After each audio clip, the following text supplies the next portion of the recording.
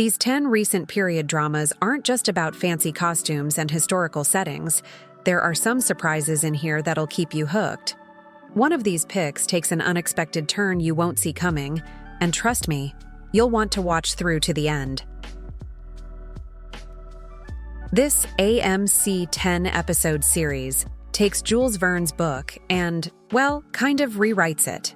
Sure, Captain Nemo's backstory as a fallen Indian prince is accurate, but beyond that, it's a free-for-all of modern inventions.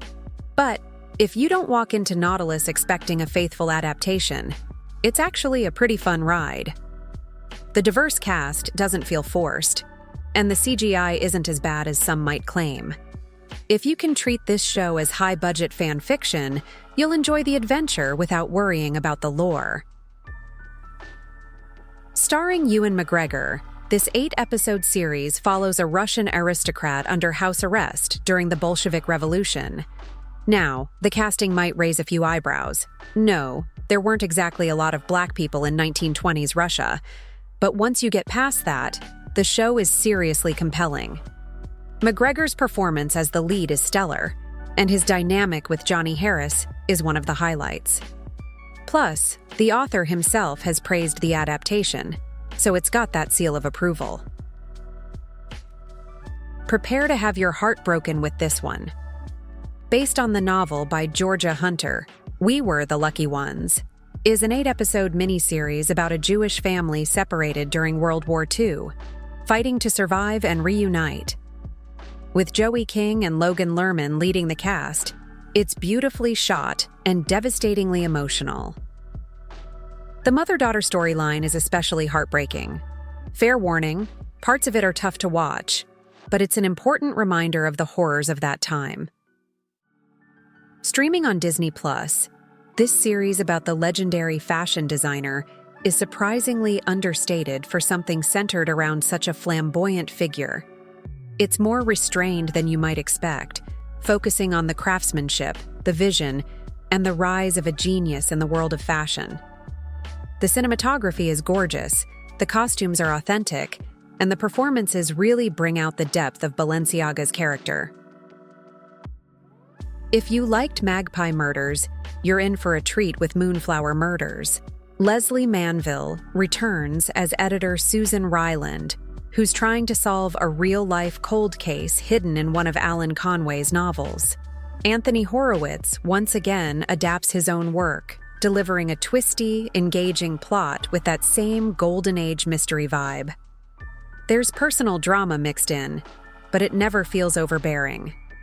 For fans of murder mysteries with a dash of period setting, this is well-written, competent, and very entertaining television.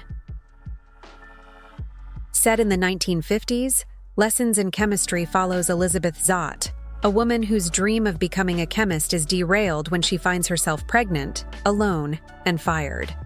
Brie Larson shines in her first major TV role since United States of Tara, 2009. The pacing might feel slow at first, but once it finds its stride, it's a force to be reckoned with. With heartwarming moments and a strong emotional core, this show hits every note just right.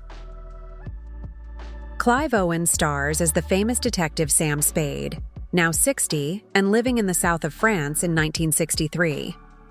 Owen nails the older, wearier version of Spade, and the supporting cast adds depth. However, the plot gets overly convoluted with too many new agents and sides being introduced throughout the episodes, making the story harder to follow.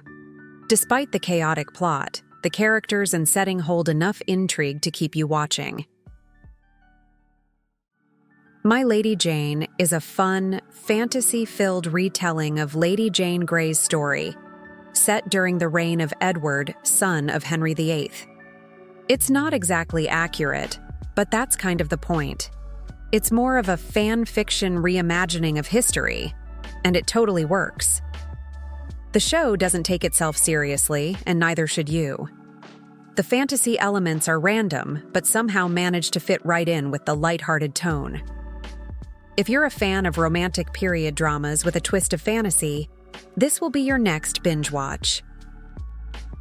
Set in Palm Beach high society circa 1969, Palm Royale stars Kristen Wiig as an ambitious woman clawing her way into the upper crust. It's dripping with glamorous sets, costumes, and cattiness, but don't let that fool you. It's also got a biting humor and some genuinely funny moments. The show tries too hard at times, especially with a final episode that feels like a total misfire. Still, if you're into period pieces with over-the-top drama and humor, it's worth a watch. Just be prepared for a messy ride.